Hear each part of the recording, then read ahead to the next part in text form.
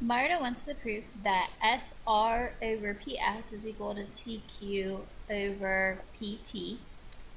And we are going to try to help her determine what else could go within this proof. So to start off with any proof, I really recommend that you take it step by step. You can put a piece of paper over the rest of it. You can use this masking tool that I guess is kind of cut off from the video. But if you click masking up top and you want to, you can, make a figure here. I guess I didn't make it big enough, but you can make a figure here.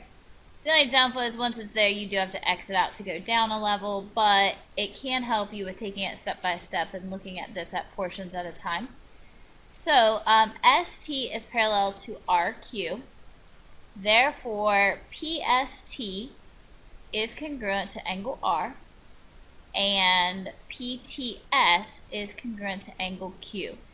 If you recall, when we talk about different angles and parallel lines, anytime that you have this side and this side, those are called corresponding. That's essentially the same thing we have here. We have two sides or two angles that are corresponding, and then same goes for this side, two more angles that are corresponding. If we take a look at what's next, we have this blank though, and just based on that information, we want to be able to say that PQR is similar. Remember, this is the symbol that means similar to triangle PTS. Well, if we think of our similar triangles, we do have a few theorems.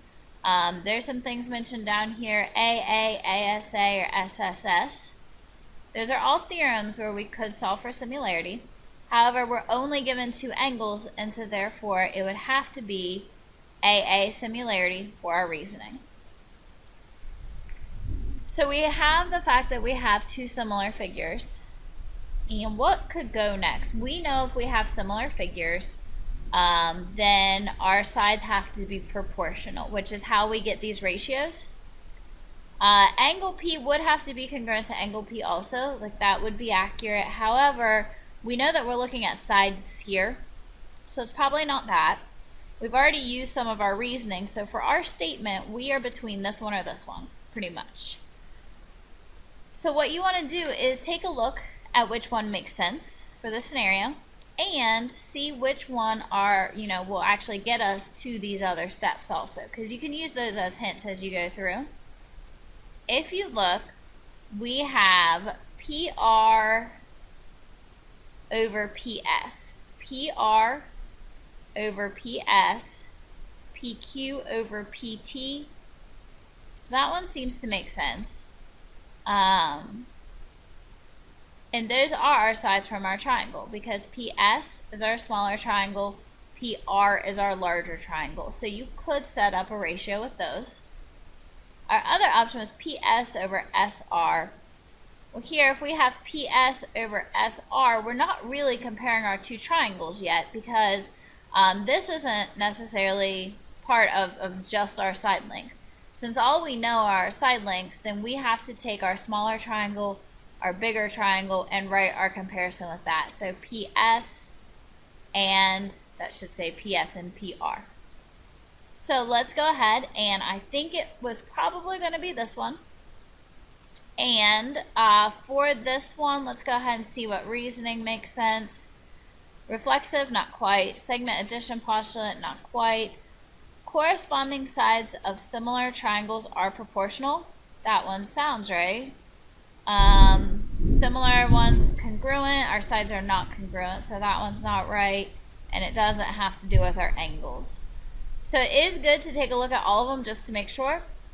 But it looks like this is probably our reasoning. So this might be our answer, but I really suggest that you take a look at the rest of the steps to see if this makes sense. So here, PR equals PS plus SR. And if you look, PR equals PS plus SR. That makes sense. That is the segment addition postulate. PQ equals PT plus TQ. Also makes sense. Now, this next one is substitution. With substitution, you want to take a look. We had this ratio, but PR is equal to PS plus SR. Notice that is taking the place of it. So that's a really good indication that we have the correct answer. And here, PQ But if PQ equals PT plus TQ, then we're substituting that in here.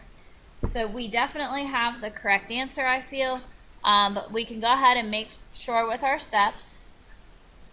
If we add these together, you can see that we would have to have a same common denominator. But by doing that and seeing what we get when we simplify and we use the subtraction property, then we would end up getting SR over PS equals TQ over PT. So we do have our correct theorem here.